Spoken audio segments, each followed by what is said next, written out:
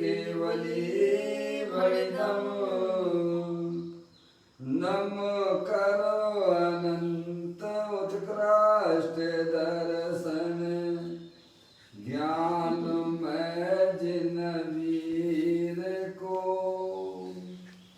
कहूँ नियम सार सुकेवली श्रुत केवली पर कथित को। श्री नियम सारजी नामक यह परम आध्यात्मिक ग्रंथ स्वाध्याय हेतु में विराजमान है।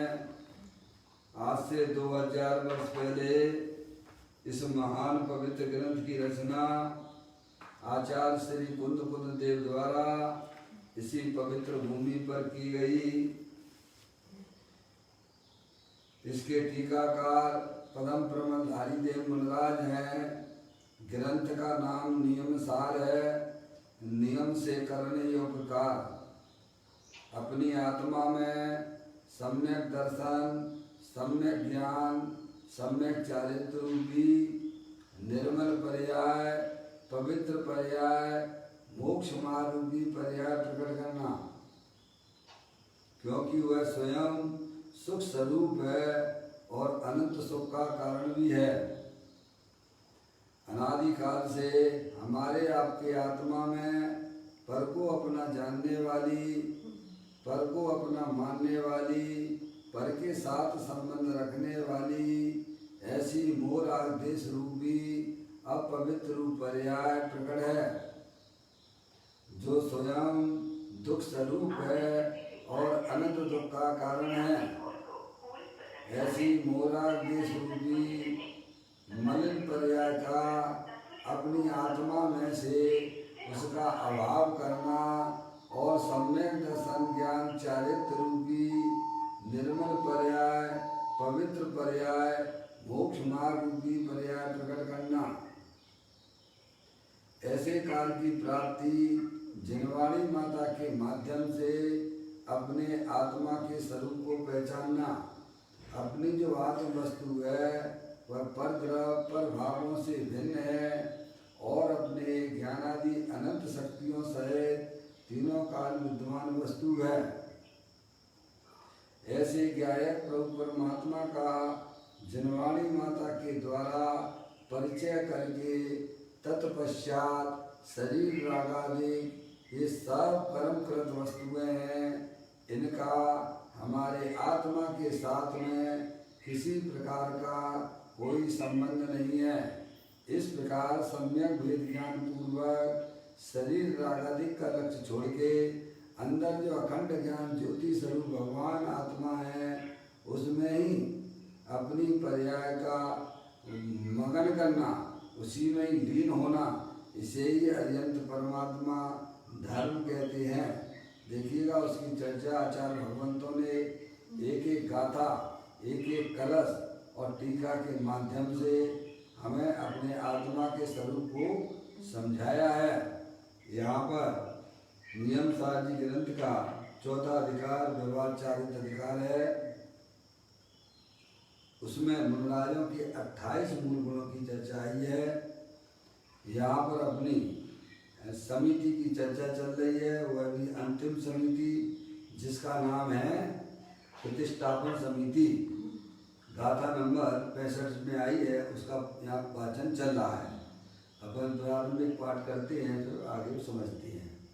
जो गुण प्रासुक और परोध बिन पर यदि मन त्याग करते हैं उन्हें समिति प्रतिष्ठापन कही। आचार्य कुल देव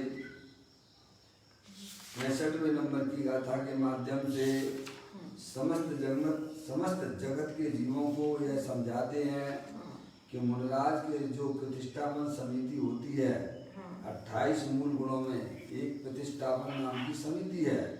उसका स्वरूप समझाते हुए कहते हैं कि मुनराज जो है मल मूत्र आदि का त्याग जो है भूमि पर करते हैं वह भूमि कैसी होती है, तो कहते प्रासुप होना चाहिए और वह उस भूमि को कोई जो है रोकने वाला है ना हो वहाँ पर, कि भाई साहब यहाँ नहीं, वहाँ पर जो है आप वहाँ मलमूत्र का छेपन करो है, ऐसी जमीन पर वो नहीं करते हैं।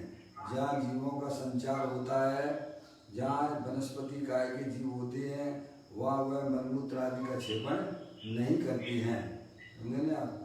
इस प्रकार से उनकी पर्याय में जो इस प्रकार का शुभ विकल्प होता है उसे व्यवहार से प्रतिष्ठापन समिति कहते हैं। निश्चय से जो प्रतिष्ठापन समिति यह है कि अपनी पर्याय को अपने ज्ञायक प्रभु परमात्मा में प्रतिष्ठित करना। क्या? अपनी पर्याय अपने ज्ञायक प्रभु परमात्मा में प्रतिष्ठित करना, उसमें स्थिर करना, वह निश्चय से प्रतिष्ठापन समिति कहलाती है। निश्चय के बिना व्यवहार की उत्पत्ति होती नहीं है। इस प्रकार की सुंदर चर्चा आचार्य भगवंत हमको समझाते हैं। इसी गाथा की और टीका के ऊपर पूज्य गुरुदेव श्री ने प्रवचन रतन चिंतामणि के माध्यम से यहाँ जो व्याख्यान किया है उसको अपन यहाँ पढ़ रहे हैं। निकाल लीजिए, कितना पेज है भाई? 160। 160।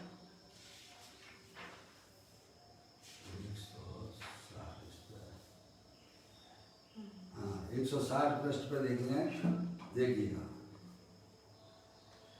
देखो भाषा क्या है कि संसार के निमित्तभूत मन का उत्सर्ग करके, अर्थात यहाँ हृदय में जड़मन है, उसके संबंध में आने पर राग होता है, वह राग संसार का कारण है। देखिए हृदय है ना, शरीर है ना, यहाँ पर जो है 8 पंखुड़ियों के आकार का है, वह मन की रचना हुई है। समझे नहीं आप? वह जड़ है और उसमें जो विकल्प आदि की उत्पत्ति होती है, शुभ राग की जो उत्पत्ति हुई मनराज के, समझे नहीं आप? जो पर जीवों के प्रति जो दया का परिणाम है, समझे नहीं आप, वह शुभ राग है। तो कहते हैं यहाँ हृदय में जड़मन है ना, समझे नहीं आप, उसके संबंध में आने पर राग होता है क्या, और वह राग संसार का कारण है। इसीलिए उसका मूलराग उत्सर्ग करते हैं। किसका उत्सर्ग करते हैं? जो संसार का, जो पर्याय में राग की उत्पत्ति होती है उसका वो त्याग करते हैं। समझे नहीं आप? किसका त्याग करते हैं? शरीर तो परद्रव्य है, समझे, वह शरीर तो परद्रव्य है। तंता मनता वचनता जड़ता जड़ संवेद लघुता गुरुता कमलता, ये सब अजीब के खेल हैं।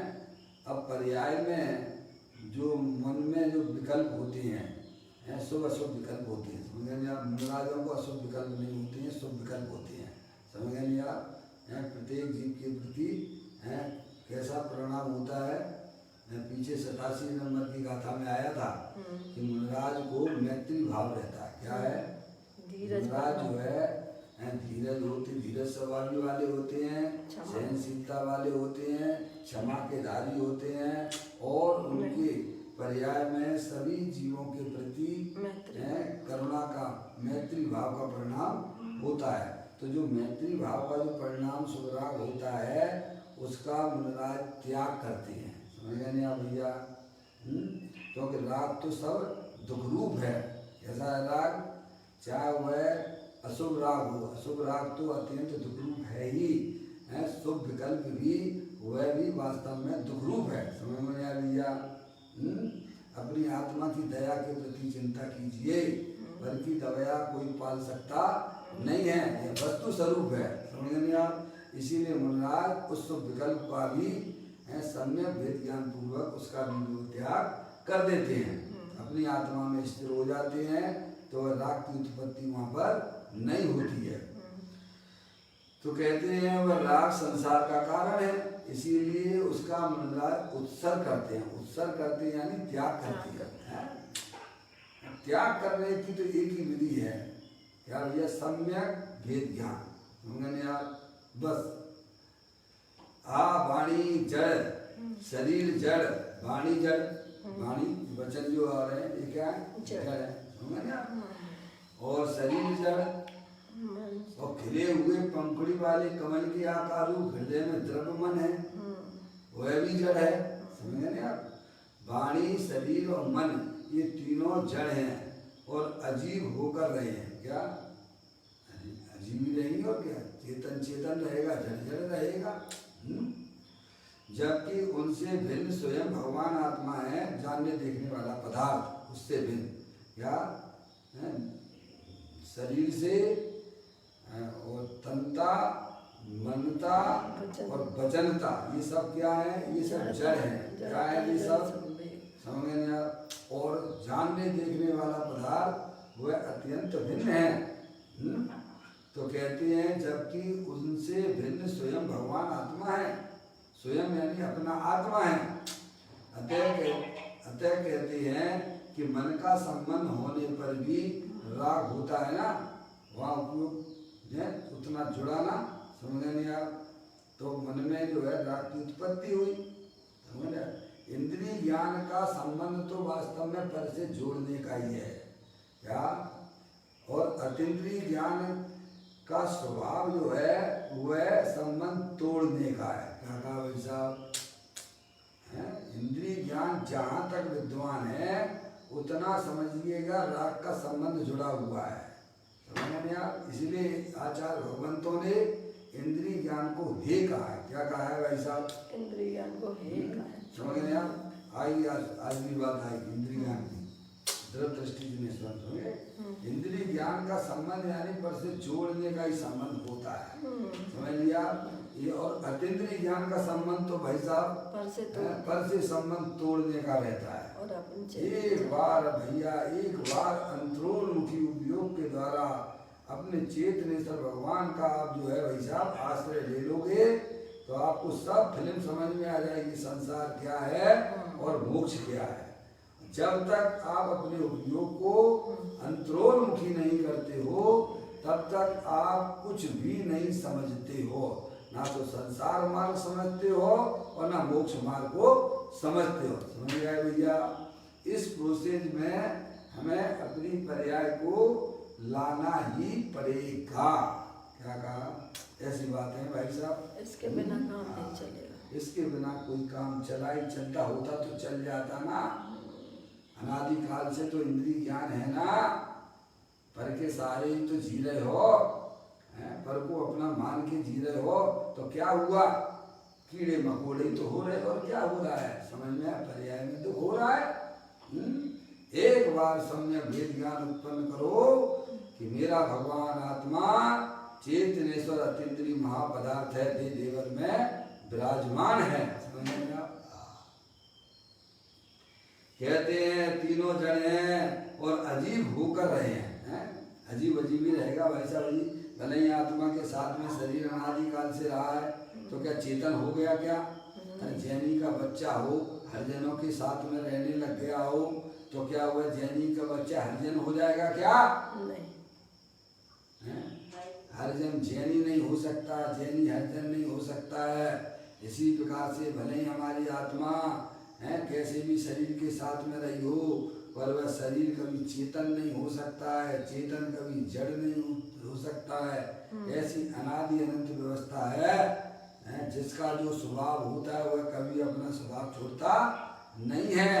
ये अनादि अनंत वस्तु स्वरूप है। कहते हैं तीनों जड़ हैं और अजीब होकर रहे हैं जबकि उनसे भिन्न स्वयं भगवान आत्मा है। अतः कहते हैं कि मन का संबंध होने पर भी राग होता है। क्या? मन का संबंध होने पर भी राग होता है। फिर भले ही वह शुभ राग हो, वह राग संसार का ही कारण है। अरे इंद्रिय ज्ञान से संबंध तोड़ना सीख जाइए भाई साहब। इंद्रिय ज्ञान बहुत खतरनाक ज्ञान है। क्या भाई साहब? वह संसार का कारण हो जाता है। समझ नहीं आप? देखो यह व्यवहार समिति की बात में भी यही बात कहते हैं। क्या कहा? मल मूत्र आदि का त्याग देखकर करना इत्यादि व्यवहार समिति के विकल्प के समय मन का संबंध होता है। क्या होता है कि नहीं होता है? बोलो भैया। होता है। समझ नहीं आप?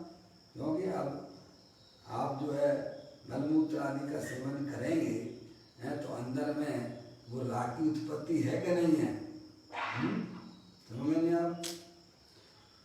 तो मलमूत्र आदि का त्याग देकर करना इत्यादि व्यवहार समिति के विकल्प के समय मन का संबंध होता है, राग का संबंध होता है, जबकि भगवान आत्मा तो मन की संबंध रहित वस्तु है, तीनों काल है। अब ऐसी वस्तु जिसे दृष्टि में सम्यक दर्शन में आई है, तद उपरांत जिसे राग की अभाव स्वरूप शुद्ध परिणति प्रकट हुई है, समझ आप? वह मुनि को व्यवहार समिति का विकल्प आता अवश्य है, क्योंकि अभी उनकी पर्याय में अभी ज्ञान हुआ है, सर्वथान हुआ है, सम्यक दृष्टि जीव को, आगे मुनिराज को तत्संबंधी पर्याय में स्थिरता भी हुई है, पर ऐसी स्थिरता नहीं हुई है जैसी केवली परमात्मा को है। समझ में आया भैया? इसीलिए उनकी पर्याय में मुनिराज की भूमिका में संजुलन कसाय का भी उदय विद्यमान है, समझ आप?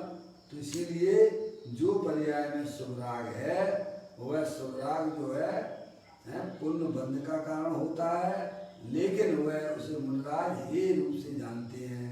क्या? अरे वो तो जहर है। देखो ना शुभराग के आपके दो मुनिराज कहाँ चले गए? थोड़ा सा ही विकल्प किया और सर्वा सिद्धि में जाके देव हो गए, गुण स्थान भी नीचे आ गया। पहले 7वें गुण स्थान में थे तो 4थे गुण स्थान में आ गए हैं, और जो है अनंत दर्शन ज्ञान सुखबीर आदि की पर्याय से भी वंचित हो गया। तो प्रमोशन हुआ कि डिमोशन हुआ? सोचिएगा। और हमारे निरंतर विकल्प कहाँ किन से संबंध बनाए हुए हैं, समझ में यार? तो मोक्ष हो रहा होगा ना, पर्याय मोक्ष होगा ना एक दिन, क्यों भैया?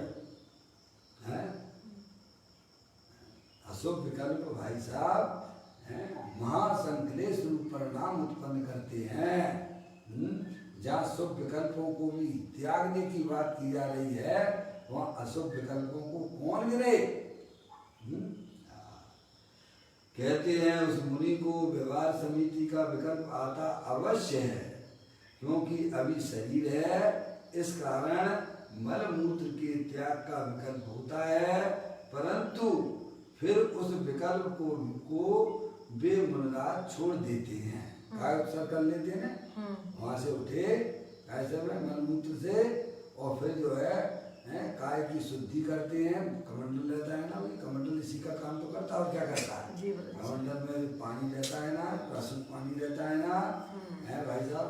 काया की शुद्धि करके और काय उत्सर्ग करके, काय उत्सर्ग यानी सब विकल्प छोड़ देते हैं और अपनी आत्मा में स्थिर हो जाते हैं। क्या कहा भैया? कहते हैं इस कारण मल मूत्र के त्याग का विकल्प होता है, परंतु फिर उस विकल्प को वे मुनिराज छोड़ देते हैं।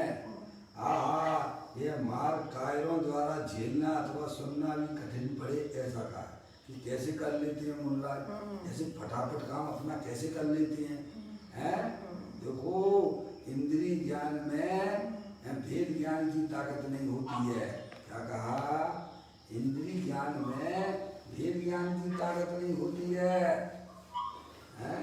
और अतीन्द्रिय ज्ञान में वो ताकत होती है कि जीव जो है तुरंत से उन विकल्पों को स्वा कर देता है। इंद्रिय ज्ञान में तो ही करता है, वेद ज्ञान तो इंद्रिय ज्ञान में ही करता है ना। इसीलिए 6 डाला में ये कहा है, करोड़ों वर्षों तक अज्ञानी तब तपे तो अभी वह बोलो क्या चल बोलिए, कोटि जन्म तप तपे ज्ञान बिन कर्म जरे जे, ज्ञानी के छिन माहित्र गुप्त ते सहज।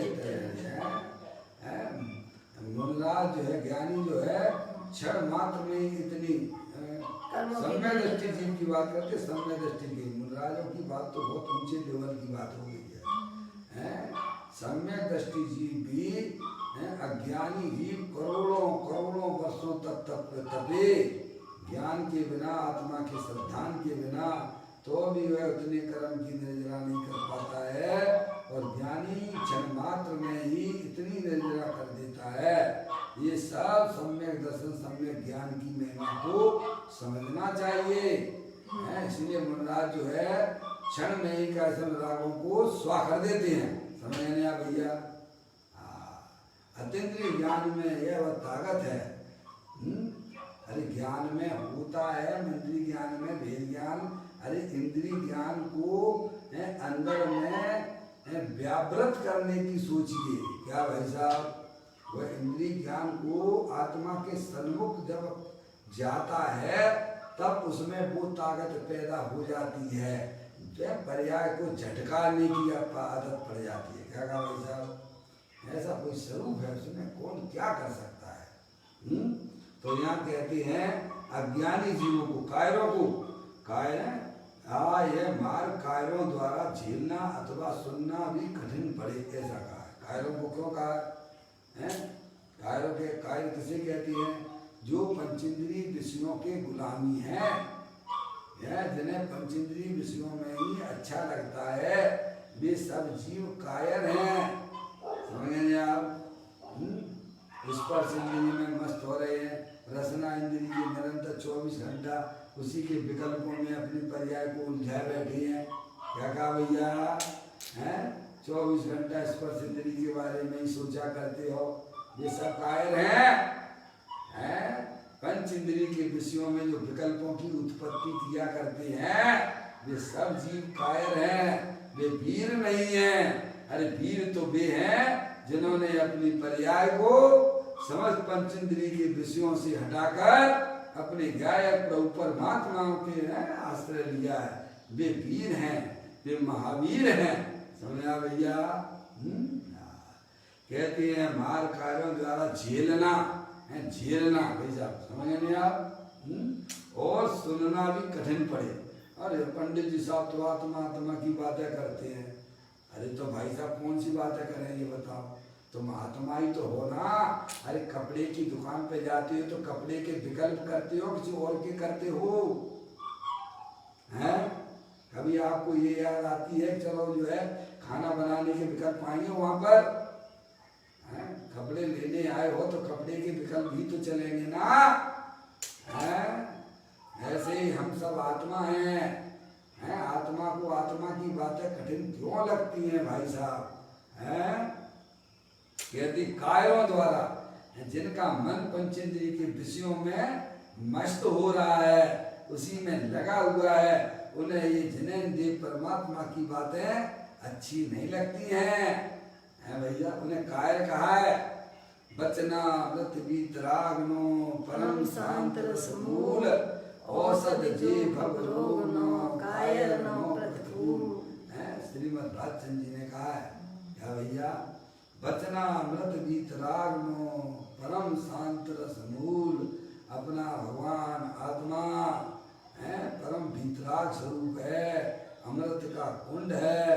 क्या भाई साहब? बचना मृत वीतरागनो, जन्मानी माता के वचन हैं, अपने आत्मा के स्वभाव को बताने वाले हैं, अमृत का पान कराते हैं। समझे आप? बचना अमृत वीतराग की परम शांत रसमूल, तुरंत शांत हो जाता है। उपयोग जो है, उपयोग की भटकन भी समाप्त हो जाती है। उस गायक प्रभु परमात्मा का अवलंबन आश्रय लेने पर पर्याय में शांति की धारा प्रारंभ हो जाती है। हम शांति के लिए, सुखी होने के लिए कहाँ नहीं भटके हैं, और कितने समय हो गए भटकते भटकते हैं भैया। समय कितना समय हो गया इस आत्मा को इस संसार में रहते हुए। अजय भैया इतना केवल 40-50 साल वाला मत समझना। मैं तो चेतनेश्वर भगवान आत्मा हूँ, अनादि अनंत शांत स्वरूप हूँ। शरीर को ना देख, राग को भी ना देख, अरे पर्याय को भी ना देख। अंदर में जो त्रिकाल ध्रुव भगवान आत्मा जो सुख शांति का भंडार है, वहां पे तू अपनी पर्याय को ले जा, तो तेरी पर्याय में जो द्रव्य के अंदर शांति भरी हुई थी वह पर्याय में प्रकट हो जाती है। अरे अभी हमें घर में अगर उजाला लाना है तो क्या करना? अरे घर में उजाला लाना है तो क्या करना? भाई साहब? क्या करना है? क्या करना है? लाइट चालू करना। लाइट चालू कब होगी? अगर कनेक्शन आपका वो इलेक्ट्रिक पावर हाउस से नहीं जुड़ा होगा तो लाइट चालू हो जाएगी क्या? नहीं ना। है फिटिंग सब करवा लिया अपने मकान में लाइट की, है भाई साहब। लेकिन वो वायर है ना, जो बाहर जो तार गया है ना, है हाई इलेक्ट्रिक पावर वाला, है, जब तक उससे कनेक्शन नहीं जोड़ोगे तो क्या घर में आके प्रकाश हो सकता है क्या? ऐसे ही हमारी पर्याय भाई साहब पंच इंद्रिय के विषयों में अनादिकाल से प्रवर्तन कर रही है। ये स्पर्श इंद्रिय तू सुख दे दे, क्या लड़का सुख दे दे, लड़की सुख दे दे, एसी सुख दे दे, है ठंडी ठंडी हवा कितने दिन खाएगा ये तो बता दे, हैं? कभी वहां से हमारा उपयोग हटता ही नहीं है। जनवाणी को सुनो, सम्यक वेद ज्ञान की उत्पत्ति हो जाएगी। समझ में आया? इंद्रियों के विषयों में गुलामी छोड़ दो इंद्रियों की। तुम्हारे पास कमी क्या है? जो पर द्रव्यों की तरफ भागा करते हो, पर द्रव्य को अपना मानते हो। एक बार ज्ञानी कहते हैं, एक बार तू अपने आत्मा को तो समझ ले। अपनी आत्मा से तुझे प्रेम करना नहीं आता है, ज्ञानी तुझे प्रेम करना सिखाते हैं, है भैया। अशुभ भाव से बचने हेतु ज्ञानी को शुभ आता, पर वह उसका करता न होता, रहता उसका ज्ञाता। आओ तुम्हें ध्रुव धाम दिखा दे, दिखला दो ना, आत्म में रमना सिखला दे, सिखला दो ना। ज्ञान ये सिखाते हैं क्या? तेरे आत्मा अनादि अनंत शांत सुख शांति का भंडार है, ये प्रेम कर। अरे पर पदार्थों से प्रेम करने से तेरी पर्याय में दुख की उत्पत्ति होगी, और अपने आत्मा का प्रेम करेगा, अपने आत्मा से मिलन करेगा तो तत्काल पर्याय में शांति की प्राप्ति होती है भाई साहब। ऐसा कोई वस्तु स्वरूप है? कहते हैं आहा यह मार्ग कायरों द्वारा झेलना और सुनना भी कठिन पड़े, ऐसा कहा है ना। देखिए भगवान की वाणी शांत शांत शांत होती है। वह वीतरागता को बतलाने वाली है। वीतरागता है आनंद को बतलाने वाली है भैया। समझ आप? रागियों की बातें सुनोगे तो तुम्हारा मन कैसा हो जाता है? टीवी पे गंदी गंदी फिल्में देखोगे तो मन में क्या होता है? विचार चलते। अरे बोलो।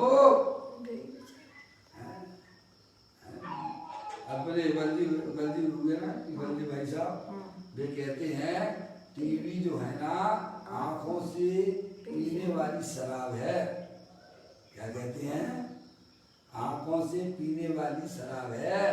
अरे टीवी की तरफ सत्य व्यसन का सेवन होता है, समझ में आया? सत्य व्यसन का पाप लग जाता है उसे, क्योंकि नाना प्रकार की इच्छाएं, उसका मन चंचल हो जाता है। क्या हो जाता है? ऐसा मैं भी करूंगा, ये लड़की कितनी सुंदर है, ये सुंदरता मुझे कैसी होगी, ये बढ़िया बढ़िया क्रीम पाउडर ले लो, क्या कर लो है। ये लड़का लड़की से प्रेम करता है, लड़की लड़के से प्रेम करता है, ऐसा प्रेम मैं भी करूंगा। क्या करें? क्या सीखोगे उससे? है ये जिनवाणी माता तुम्हें सिखाती है तुम्हारी जिंदगी में, है भाई साहब, वो चीज देने वाली है। इसलिए निरंतर निरंतर निरंतर जिनवाणी का सेवन करना, बहुत से पापों से तो वैसे ही बच जाओगे तुम। समझ में आया भैया? भगवान की वाणी शांत शांत शांत होती है। वह वीतरागता को बतलाने वाली है, ग्रहण कराने वाली है और राग को छुड़ाने वाली है। क्या बोलिए? क्या है? बोलो। ऐसी बातें हैं भाई साहब। वीतराग की वाणी राग का ज्ञान करने वाली वीतराग की वाणी राग का ज्ञान करने वाली है। इस भूमिका में ऐसा राग होता है। क्या क्या बताती है? माँ बताती है ना बेटे, ऐसे चलोगी तो ये होगा, ऐसे चलोगे तो ये हो जाएगा। ऐसे माँ जिनवाणी अपन को बताती है कि अनादिकाल से हमारी आत्मा में जो दुख की पर्याय उत्पन्न हो रही है वो क्यों पैदा हो रही है, किस कारण से हो रही है, ये कौन बताएगा? ये बताओ हैं? और उससे कैसे बचोगे आप? हैं? बोलो। ये ज्ञानी बताते हैं, ज्ञानी बताते हैं। जिनवाणी माँ बताती है कि पर्याय में होने वाला दुख की जो पर्याय है वह दुख की पर्याय कैसे हो रही है और उसका निवारण किस प्रकार से होगा, ये माँ जिनवाणी माता ही हमको सिखाती है। रहना तो पड़ेगा आत्मा बन के। क्या आत्मा हो और आत्मा ही रहोगे। जितनी जल्दी अपने द्रव्य गुण पर्याय को समझ लोगे तो यह वर्तमान का समय भी हमारा आनंद में निकलेगा और भाई साहब भविष्य भी हमारा आनंद में रहने वाला है। ये बातों की कोई क्लासें नहीं लगती हैं पैसे वालों के यहाँ पे। ये तो बिना पैसे का धंधा है। समझ में आया भैया? सतगुरु गए सहज का धंधा, वाद विवाद करे सुर धंधा। अरे कितना पैसा खर्च करता है जीव पढ़ाई लिखाई में, कितना करता है भाई साहब? ऋण लेकर भी अपने बच्चे को पढ़ाना चाहता है। समझ में आप क्या मिलेगा उसमें? अरे क्या मिलेगा है? और ये बिना पैसे की पढ़ाई हो रही है और इसमें लगना नहीं चाहता है। देखो तो गजब हो गया भाई साहब है। कहते हैं वीतराग वाणी राग का ज्ञान करने वाली है। इस प्रकार भूमिका में ऐसा राग होता है। किसकी भूमिका में कैसा क्या? अज्ञानियों के राग ऐसे होता है। समय दृष्टि जीव को भी राग रहता है तो उसकी राग का परिणाम ऐसा होता है। समय देश वृत्ति का राग ऐसा होता है, मुनराजों का राग ऐसा होता है। अरे भगवान को राग होता ही नहीं। कौन ज्ञान कराएगा? जिनवाणी माता। समझ में आया भैया? और इससे हम दूरियां बना के चलेंगे तो हमारे आत्मा का कल्याण कैसे हो जाएगा? बोलो। अरे मनुष्य पर्याय मिली है, जिन्हें देव दर्शन मिले हैं, उनकी वाणी का भी हमें समागम मिला है, तो भी हम अपनी बुद्धि को यहाँ नहीं लगाते हैं। तो पंडित टोडरमल जी साहब की भाषा में यही कहा जा सकता है कि जैसे चिंतामणि दरिद्री को चिंतामणि रतन के दर्शन कराएं और वह ना करे तो उसके अभाव की महिमा हमसे नहीं कही जाती है।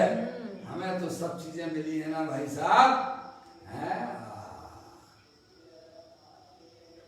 कहते हैं इस भूमिका में ऐसा राग होता है, ऐसे तू भी ऐसा राग यहाँ होता है। मुनराज को इस प्रकार का राग होता है। ज्ञान करा दे कि नहीं करा दे? बोलो। मलमूत्र आदि का छेपन कहाँ करते हैं मुनराज? प्रासुक जमीन पे करते हैं। ज्ञान करा दे कि नहीं करा रही है? और हम कहाँ करते हैं मलमूत्र का छेपन? अनंत जीव होते हैं। अगर थोड़ा सा विवेक हो जाए कि अपन भी प्रासुक जगह पे करें तो पाप से बचा लिया कि नहीं बचा लिया? बोलो। समझ आए? कितना पापों से बचाने वाली माँ जिनवाणी माता है। हमें उसकी महिमा नहीं आती है, हमें तो वही जीवों की महिमा आती है। भाई साहब हमारा जो है जिन्हें वही जीवों की महिमा आती है वो तो संसार में डूबने वाले हैं। भाई साहब इस प्रकार जानने वाला है, तथापि वह राग छोड़ नहीं हो गया। क्या कहा? वह शुभ राग भी भाई साहब।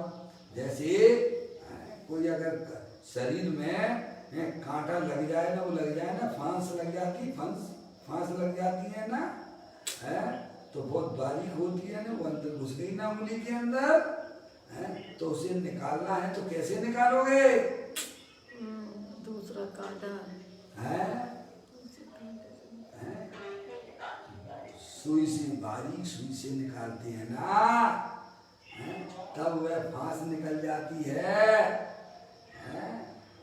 तो अभी क्या करना, वो जो है सुई ने निकाला है पतली तो धार वाली, उसे गले में लटका लेना, सो जाना। इसने बहुत बड़ा उपकार किया है ना। क्यों अजय भैया आवाज आ रही है? पप्पू भैया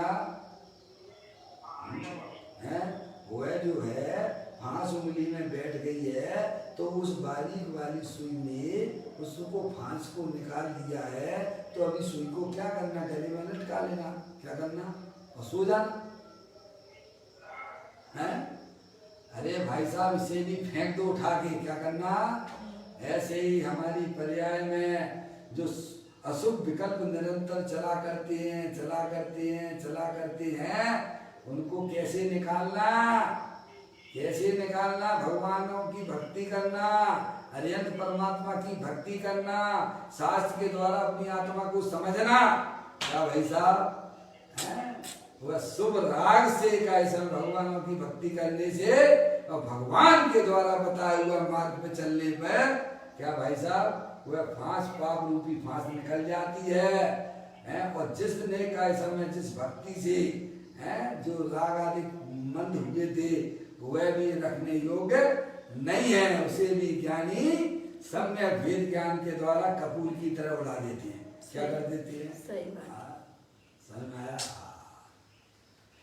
कहते हैं राग छोड़ने योग्य है, आदर करने योग्य नहीं है। अरे व्यवहार समिति भी आदर करने योग्य नहीं है, ऐसा वीतराग की वाणी कहती है। ये कौन सिखाएगा भाई साहब?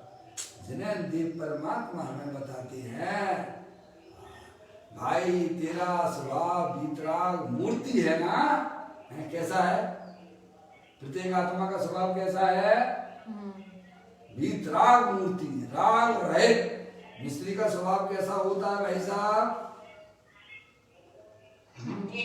मीठा मीठा मीठा मीठा, उसे मिस्त्री कहते हैं। और आत्मा भी उसे कहते हैं जो ज्ञान आनंद की मूर्ति है, जिसमें राग की दुख की परमेश्वर भगवान आत्मा सभी के पास उपलब्ध है। कहीं जाना नहीं है, कहीं आना नहीं है भाई साहब। बस अंदर में सम्यक वेद ज्ञान जिनकी पर्याय में उत्पन्न हो गया है, ये निरंतर अपने गायक प्रभु परमात्मा का आश्रय लेके आनंद में रहते हैं। क्या कहा भाई साहब? और हम आनंद लेने के लिए कहाँ घूमा करते हैं? सही बात है। 24 घंटा कहाँ घूमा करते हैं मम्मी? जहाँ आनंद नहीं है माँ पापा 24 घंटा कहाँ घूमते हैं सुखी होने के लिए? पर पदार्थ है कहाँ मिल गया क्या? है आपकी अंगूठी खो गई थी, आपकी अंगूठी खो गई थी। है कहाँ मिली? गोदाम में। वो कहाँ ढूंढ रहे थे? सब जगह है मिली क्या? अरे वहाँ गिरी हो तो मिलेगी ना। है अब वहाँ गिरी है नहीं और ढूंढने लगे हुए। यही तो हमारी भ्रांति चल रही है अनादिकाल से पर्याय में है। मैं सुखी होने के लिए पंचेंद्री के विषयों के चक्कर लगाया करते हैं। ज्ञानी कहते वहाँ तेरा सुख नहीं है, तेरा सुख तो तेरे आत्मा में इतना भरा हुआ है कि तू अनंत काल तक भी उसमें भोग करता रहेगा तो भी उसका कुछ भी नहीं होने वाला है। अरे तू एक बार स्थायी सुख की तरफ दौड़ लगा ले, तेरा बेड़ा पार हो जाएगा। क्या है?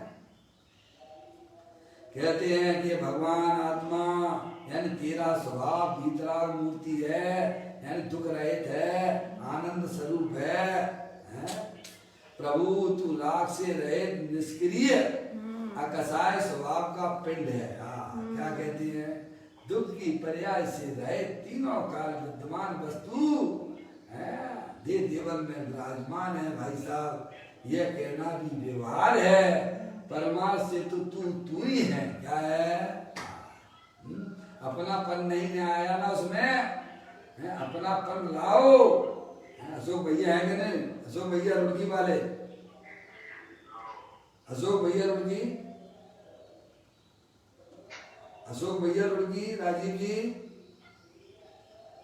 इनको इसीलिए याद किया है कि जब मैं रुड़की में गया था ना पर्यूषण पर्व में तो ये धर्मशाला में इनका जो है सुबह प्रवचन वहाँ कराते थे धर्मशाला में। अशोक भैया, हाँ राजीव भाई, जयजनन भाई, जयजनन हैं।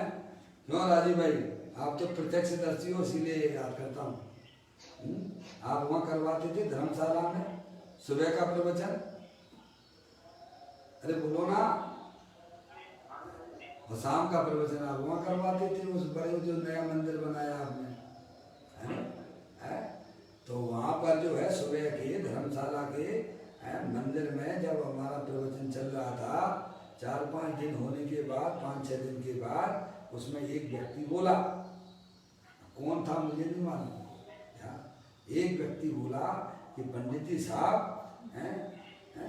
मेरा 1 घंटा कैसे निकल जाता है मुझे पता ही नहीं पड़ता। क्या कहता है? हमने कहा अच्छा ऐसा क्यों? तो वो कहता है कि मैं आत्मा हूं ना।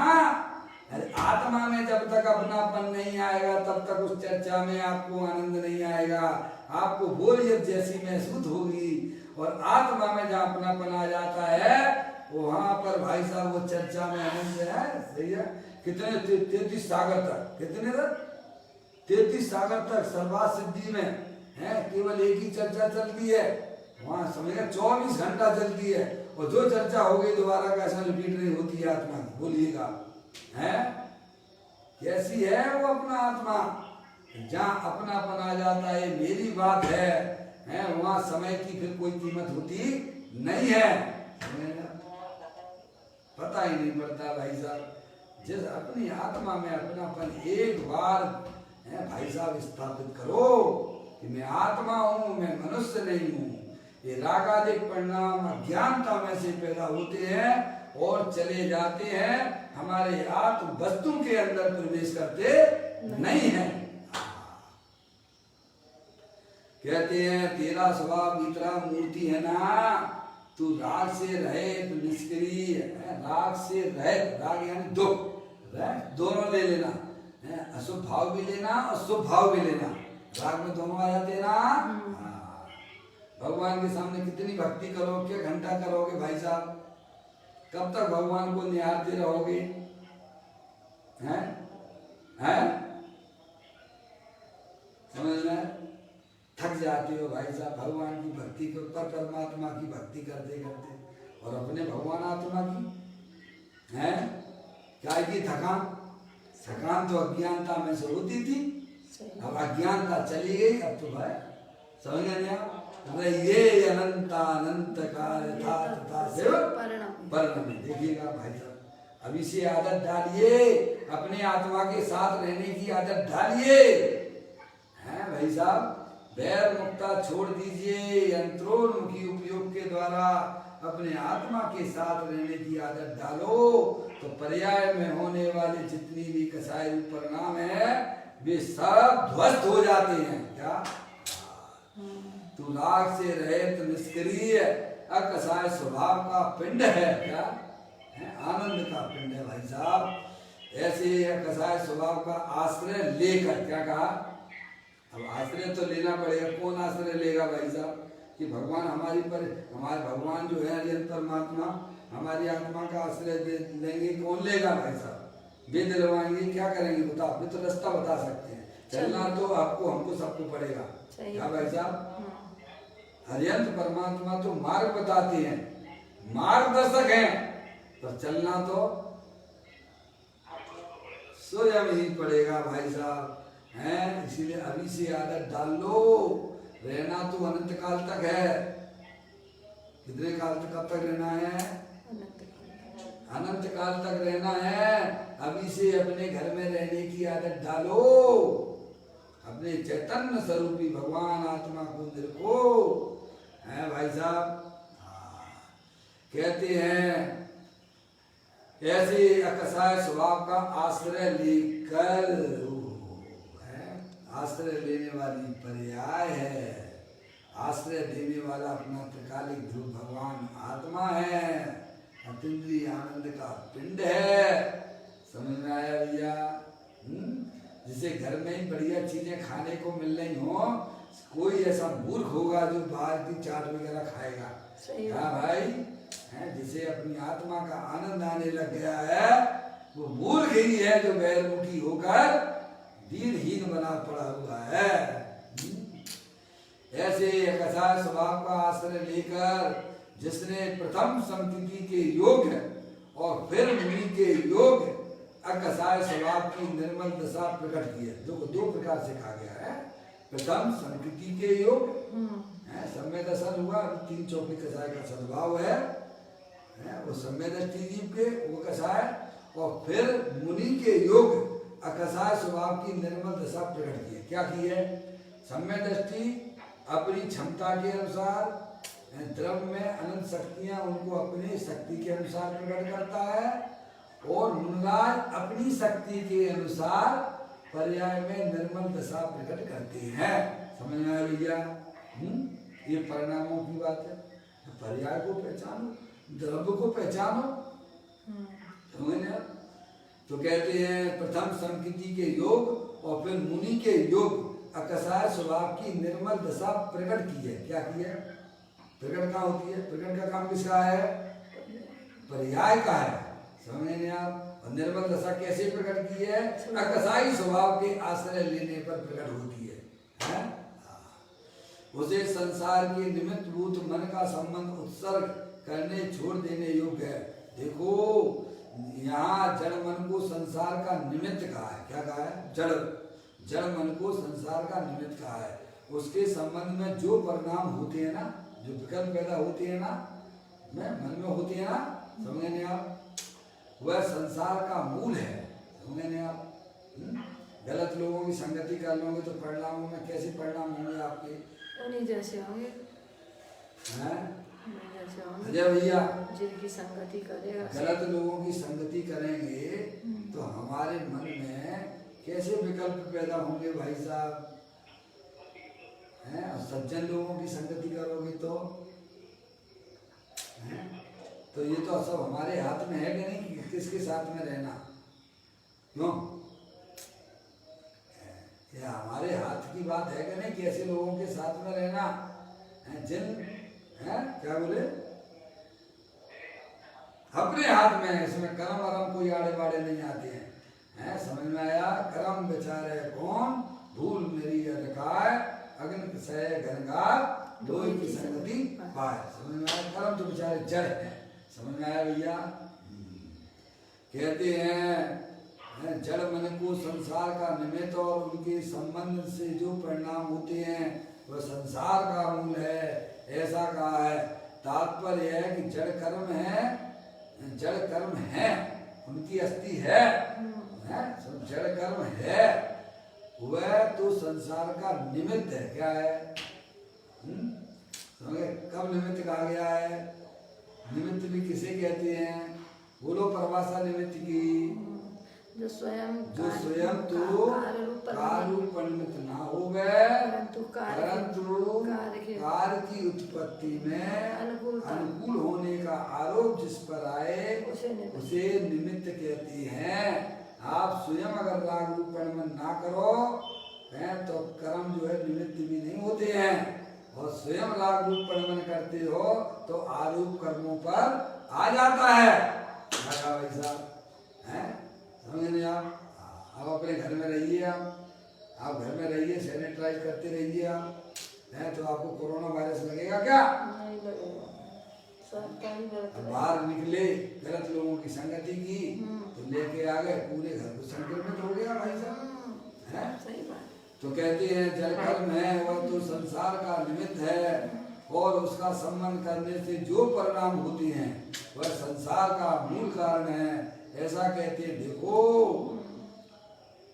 देखो ऊपर कहा है ना कि संसार के कारणभूत हों ऐसे परिणाम का तथा संसार के निमित्त रूप मन का ये मूल रायन पदम प्रबंधाई दे मूलराज की परिणाम होने आई। इस प्रकार कहा है ना भाई, इसका आशय यह है कि व्यवहार समिति का शुभ विकल्प विकार संसार का कारण है। राग जितना भी है चाहे मुनराज की पर्याय में भी क्यों ना हो, वह भी संसार का कारण है। अपने सामने तो सामने है ना, है दो मुनराज पांडव 13 5 पांडव मुनि हुए थे ना, दो को विकल्प पाया ना, तो कहाँ चले गए भाई साहब? संसार में गए कि मोक्ष में गए वे? संसार में हैं? जहाँ शुभ राग भी संसार का कारण है, मुनराज की पर्याय में होने वाला, तो हमारी पर्याय में निरंतर जो राग चल रहा है वो काय का कारण होगा?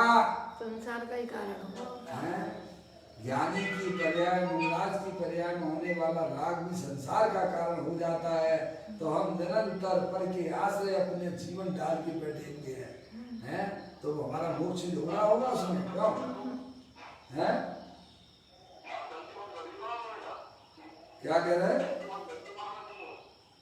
आप? मेरे से कह रहे हैं क्या? हाँ पापा, पापा बोल रहे हैं? हाँ पापा बोलो, कुछ बोल रहे हो आप?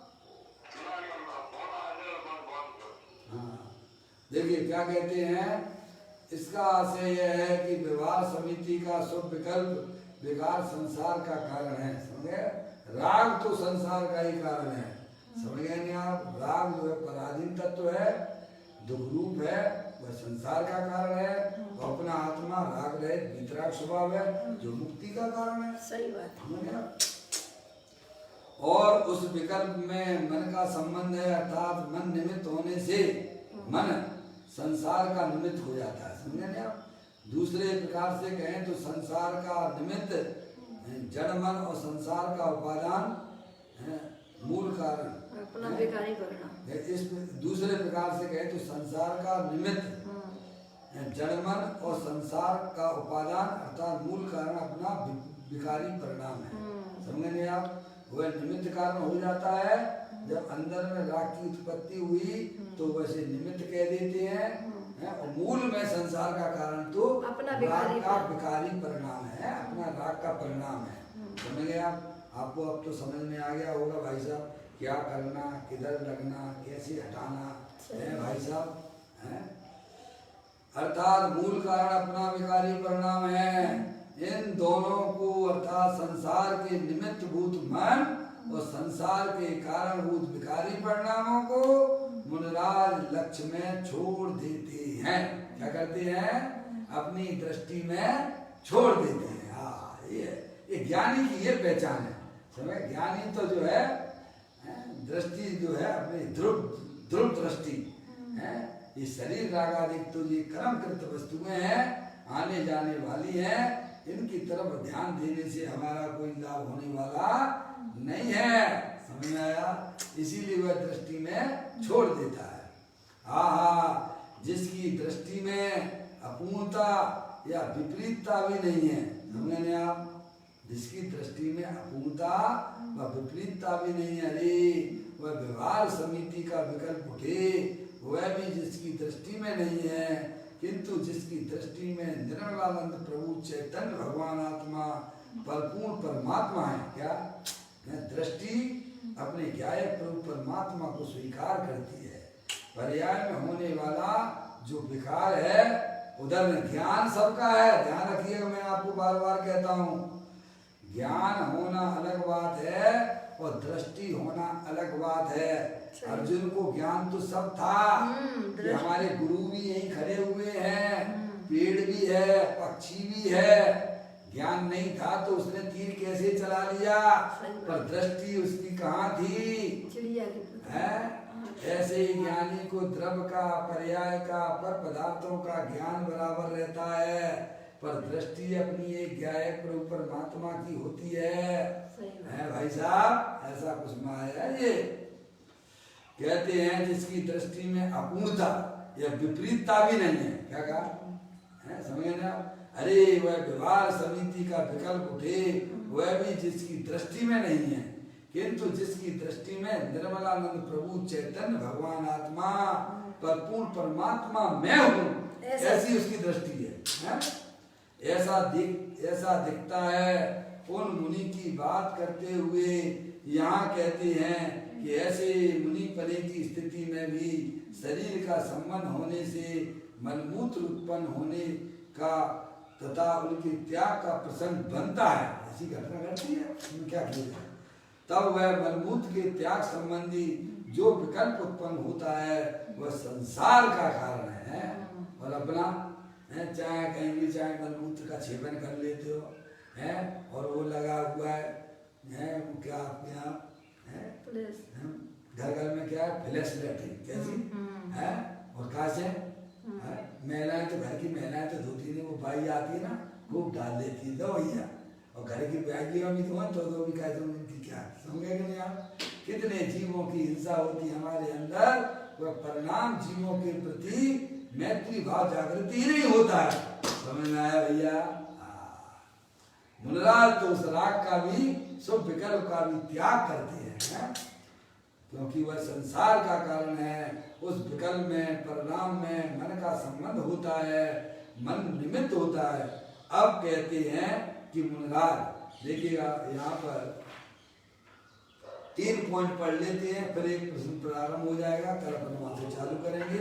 पढ़ लेते हैं मुनराज नंबर 1, व्यवहार समिति के शुभ परिणाम के समय मलमूत्र आदि निकलने रूप काया की जड़ रूप क्रिया है उसे छोड़ देते हैं, अर्थात मुनराज शरीर की क्रिया का लक्ष्य छोड़ देते हैं। एक बात तो ये, दूसरी बात संसार के मूल कारण ऐसे व्यवहार समिति के परिणाम को छोड़ देते हैं, राग को भी छोड़ देते हैं।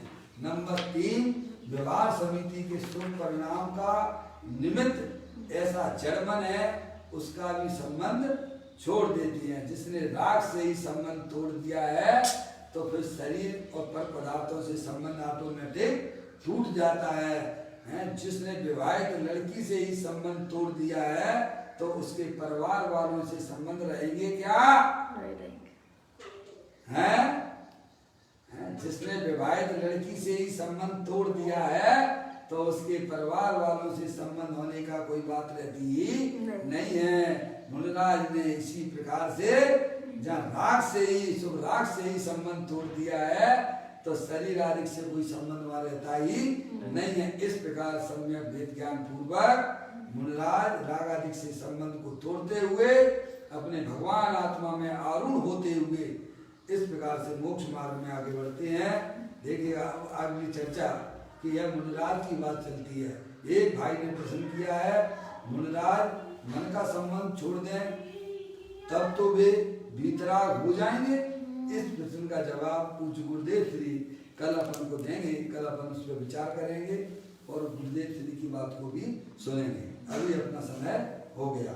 निज निधि निज में बताई ये अनंत अनंत उपकार है उसके लिए जिन वाणी मांगो वंदना सतवार है, वंदना सतवार है। 9 बार नमोकार मन।